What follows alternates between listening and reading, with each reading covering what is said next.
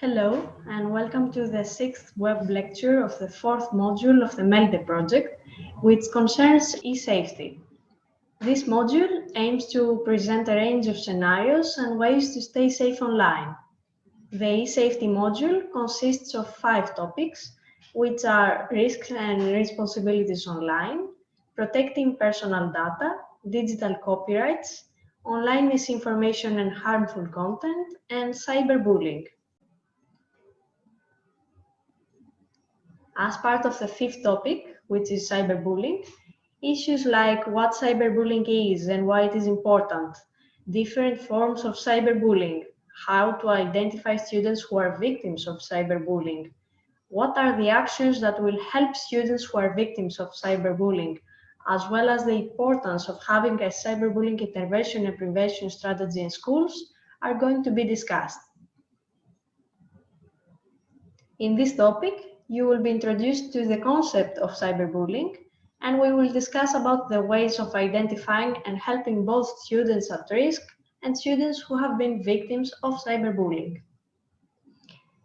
Cyberbullying is bullying that takes place over digital communication tools in order to make another person feel angry, sad, or scared. Cyberbullying can occur through SMS, text apps, or online in social media, forums, or gaming, where people can view, participate in, or share content. Cyberbullying can include sending, posting, or sharing negative, harmful, humiliating, embarrassing, false, or mean content about someone else. It can include sharing personal or private information about someone else, causing embarrassment or humiliation. Some cyberbullying crosses the line into unlawful or criminal behavior. There are several forms of cyberbullying. One of them is encouraging self-harm, during which cyberbullies threaten to hurt their victims or convince them to hurt themselves. It can be the worst type of cyberbullying because it can lead to victims committing suicide. Another form is denigration, which is the spreading of harmful, untrue, or damaging rumors and statements online that will damage an individual's reputation. Usually, these attacks are personal and instigate anger in the victim, making them lash out and behave badly. Next form is flaming, which is the fighting that involves sending angry, cruel, rude, or vulgar messages to an individual or several individuals in a private or public online setting. Another form of cyberbullying is happy slapping. It is the attack to an individual physically as a prank or joke, while others film the attack or take pictures to be distributed and posted online. Harassment is also a form of cyberbullying. Harassment is sending an ongoing series of hurtful, insulting online messages targeting an individual. Another form is impersonation or frapping, which is pretending and posing as someone else, then sending or posting material online with the intent to damage an individual's reputation. Also, outing is considered as cyberbullying. That is sending or posting material online about a person that contains sensitive, private, or embarrassing information. Next, there is trickery, that is engaging in deception to acquire embarrassing material that is then made public online. The person pretends to be a close friend and confidant and gives the victim a false sense of security before breaking his trust. Sock puppets is also a form of cyberbullying. The creator of a fake account gains the victim's trust by pretending to be someone they're not. When their victim divulges private information, the puppeteer shares that personal information with others who may bully the victim. Next, there is catfishing, which is setting up a fake online profile with the purpose of luring the victim into a deceptive online romance. Also, there is doxing, which occurs when a cyberbully harasses and threatens a victim online for revenge and to destroy their victim's privacy. Doxing shares private information with the public, for example, social security number, credit card, phone number, and other personal data. Finally, there is exclusion, which is excluding a person on purpose from an online group. This is considered an indirect form of cyberbullying. Children and teenagers might not open up about their cyberbullying experience, but you should look out for changes in behavior. Some signs to identify if a person is a victim of cyberbullying are the following. One sign is depression. When the person becomes withdrawn or seems depressed and sad, loses his interest in people or activities he used to enjoy, or slips in when he usually didn't. Another sign might be avoidance of social situation. That means when he avoids social situations or friends whom they enjoyed spending time with in the past or spent a lot of time alone. If a person changes the frequency of his device use, might also be a sign. That is, if the person is suddenly always on his cell phone, on social media or texting. A sudden decrease in device use could also be a warning sign. Next sign might be the secrecy. When the person hides his device whenever you're around, he could be hiding the possibility that he is bullied online. Also, if the suspected victim seems to get upset or angry when they're online or crying, it might be a warning sign that they are cyberbullied. While laughing isn't a bad thing, it might be if they're the ones doing or witnessing cyberbullying.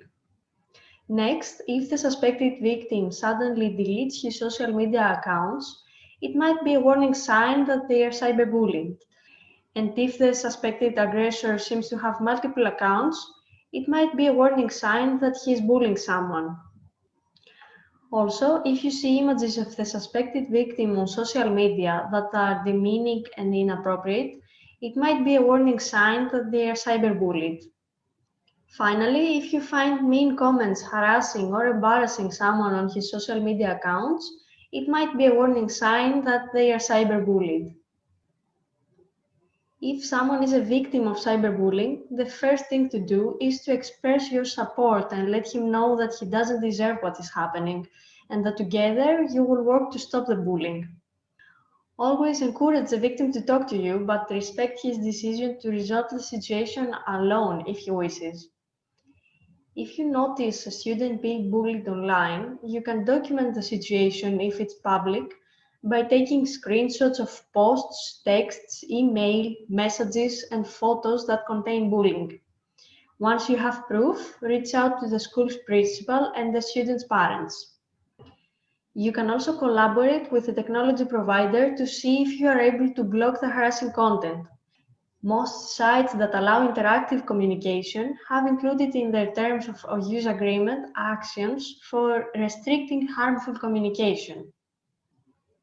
Programs to prevent and intervene in cyberbullying are crucial and needed. The negative outcomes can be grouped into four categories: psychological, physical, social, and academic. In terms of the negative impact on psychological well-being, cyberbullying has been found to be related to depression, anxiety, stress, emotional problems, low self-esteem, and suicidal thoughts. Adolescents who have been cyber-victimized also report poor physical health. Both cyber victims and cyberbullies have been found to experience social difficulties in their relationships. Cyberbullying has also been found to have a negative effect on academic performance. Due to the worldwide prevalence and negative outcomes of cyberbullying, it is suggested to adopt prevention and intervention methods to keep children and adolescents from engaging in cyberbullying, and strategies to help cyber victims cope with the negative impacts of cyberbullying. If you think a student is being cyberbullied, speak to them privately to ask about it. Provide him with support and reassurance. Help the student keep relevant proof of cyberbullying on their digital devices. Inform the student what actions she can take for making sure cyberbullying does not happen again. This can include changing passwords, contact details, blocking profiles on social networking sites, or report the abuse online.